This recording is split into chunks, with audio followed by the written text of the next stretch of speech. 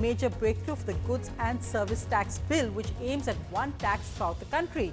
This came at the finance minister's meeting with all state ministers, but there is still some minor problems. Can the government iron this out? Rahul Srivastav has the details. Rahul, a major step forward today, some worries still, but what is the good news first?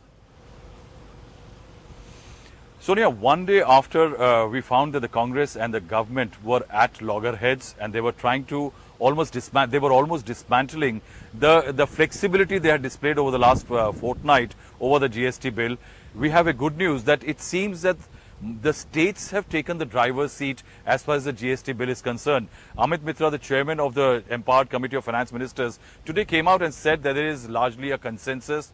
Other ministers from states like Kerala, ruled by the CPM, which had doubts, which had given a dissent note in the select committee, are saying that the government can now go ahead with the bill because there is a broad consensus. The good news is that the states have agreed to a centre's proposal that there will be no dual control, for example, on entities which are less than 1.5 crores. The states have agreed that the GST cap cannot be added to the constitutional amendment, though the Congress remains the lone voice. It's standing isolated on the demand. Other states are saying, no, it cannot be added. It can be ring-fenced through a legislative move in the other GST bill, not the constitutional amendment.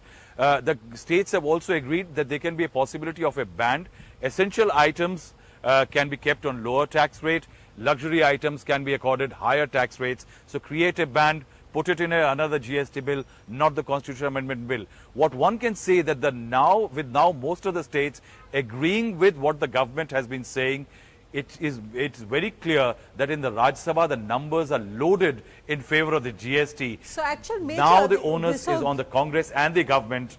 So major consensus, as you were saying, Rahul, on those key clauses, and Amit Mitra perhaps reflecting the celebration. And of course, it's always interesting to see the BJP and Mamata Banerjee's party coming together in pushing this through. Let's just listen to that.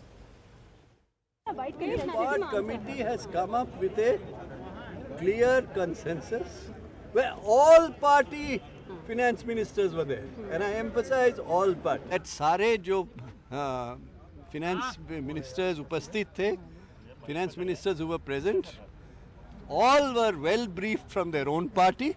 So I think if there's a convergence you can see between Delhi and finance minister states, that was evident in today's meeting. Constitutional amendment, there is no technical problem now. You can take it now. Only political parties' consensus is required. That let them discuss.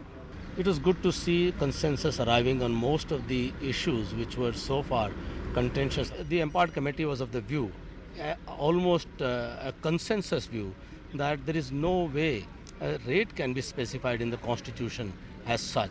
And also even the Act, the states were of the view that this is a matter which is to be decided by the GST Council once it is in force.